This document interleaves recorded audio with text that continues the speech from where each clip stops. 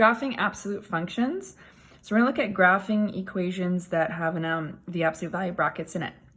Here are the steps written out for us. You're going to graph the equation that is inside the absolute value brackets. So we would look at what you would graph normally without those brackets there. Then you're going to apply the absolute value. Remember that you cannot have negative y values. You want to put the y in there.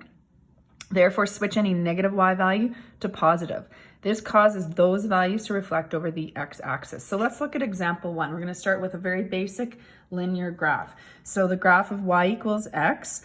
There's a couple strategies to graph this one, but just as a reminder, if you're plugging in your values here, if you're plugging in -2 for x, y is -2. In other words, y and x are the same numbers, so we'll just list those there again.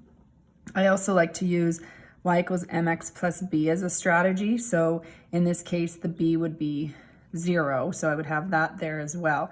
So let's put in our little scale so we can start this and plot our points. So -2, -2, -1, 1, 0, 0, 1, 1, 2, 2. The pattern would continue 3, 3, 4, 4. With this one, again, reviewing slope-intercept form. This has a y-intercept of 0 and a slope of 1 where you'd go up 1, right 1. So let's connect that and we'll put arrowheads on there. Now, when I apply the absolute value brackets, I'm going to just show you what would happen to the table, so, since this is our first graph that we're drawing. So if we had the exact same x values in our table and we plugged in to the equation -2, when we take that out, it becomes +2. The same idea with -1. When we take that out, it now becomes 1. 0 wouldn't change, 1 would remain positive, and 2. So what happens is our negative values all become positive. So when we're graphing this, it's going to look like this. Put your scale in. -2 and 2, -1 and 1, 0, 0, 1, 1, 2, 2. So it becomes a V shape now. So what's really happening is this graph, once the absolute value brackets around it, you take everything that is below the x-axis and just, we call it a reflection, we reflect it above the x-axis. So this becomes 1 up here. This became 2. This became +3, and it created that V shape.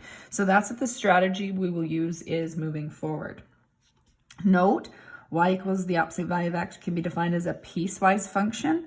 So we can write this as a piecewise function by stating y is positive for half of the graph, and then you're graphing -x for the other.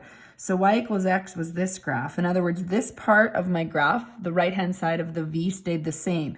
We would call the right-hand side of the V is when x is everything greater than 0 and includes the intercept. We didn't change our intercept. So we would say that we graph y equals x if x is greater than or equal to 0. When we went down here, what happened is the equation now has a negative slope. So this is really the graph of y equals -x on this left-hand side. So we're graphing that when the domain or the x values are less than 0. Not including 0, we consider that part of our original graph.